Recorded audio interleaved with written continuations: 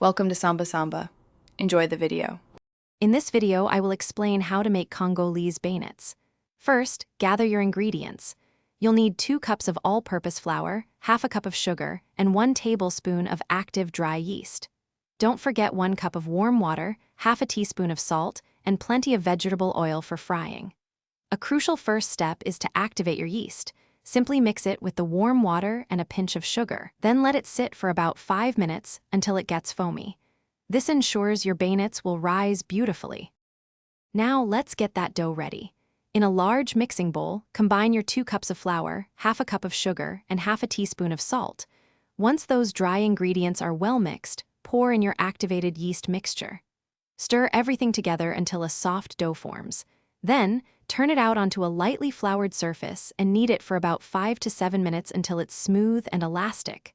Finally, cover the bowl and let the dough rise in a warm spot for 1 to 2 hours, or until it doubles in size.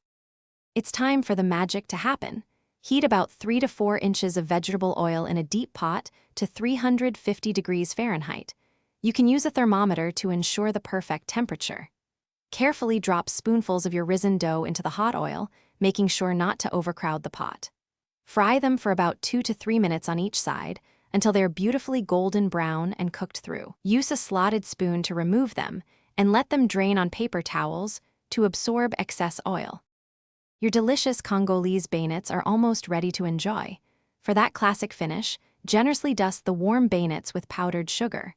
They are absolutely delightful served plain, but you can also pair them with fresh fruit or a cup of coffee for a wonderful treat. These sweet, fluffy delights are perfect for breakfast, dessert, or any time you crave something special. For more great deals, including the Shark AI Ultra Robot Vacuum, check out the link in the description below. Enjoy your homemade beignets. Thanks for watching. Consider subscribing if we helped you.